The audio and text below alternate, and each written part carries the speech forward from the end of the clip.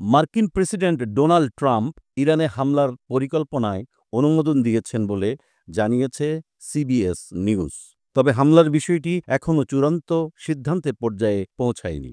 বিবিসির লাইভ প্রতিবেদনে সিবিএসের বরাত দিয়ে এই তথ্য জানানো হয়েছে। সিবিএসকে এক শীর্ষ মার্কিন গোয়েন্দা কর্মকর্তা জানিয়েছেন, ইরান তার পারমাণবিক কর্মসূচি পরিত্যাগে সম্মত হয় কিনা তা যাচাই করতেই আপাতত হামলা স্থগিত রেখেছেন ডোনাল্ড ট্রাম্প। এ বিষয়ে প্রথম প্রতিবেদন প্রকাশ করে যুক্তরাষ্ট্রের প্রভাবশালী গণমাধ্যম দ্য ওয়াল স্ট্রিট জার্নাল। এর আগে গত বুধবার ডোনাল্ড ট্রাম্প বলেন, ইরানের পক্ষ থেকে আলোচনার ইঙ্গিত মিলেছে, তারা হোয়াইট হাউসে আসতে চায়, এটা ইঙ্গিত মিলেছে বলেন তিনি।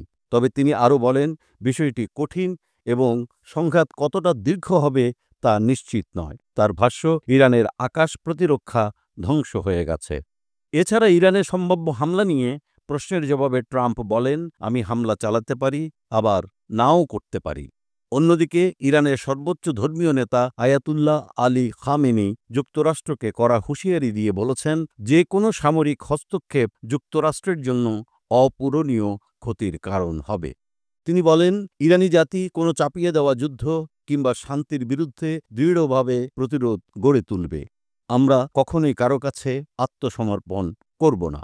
বর্তমান পরিস্থিতিতে মধ্যপ্রাচ্যে উত্তেজনা বাড়ছে, আর আন্তর্জাতিক মহল পরিস্থিতি শান্ত রাখার আহ্বান জানাচ্ছে। তবে ট্রাম্প প্রশাসনের কঠোর অবস্থান ও ইরানের পাল্টা প্রতিক্রিয়ায় জটিলতা আরও বাড়ছে বলে ধারণা বিশ্লেষকদের।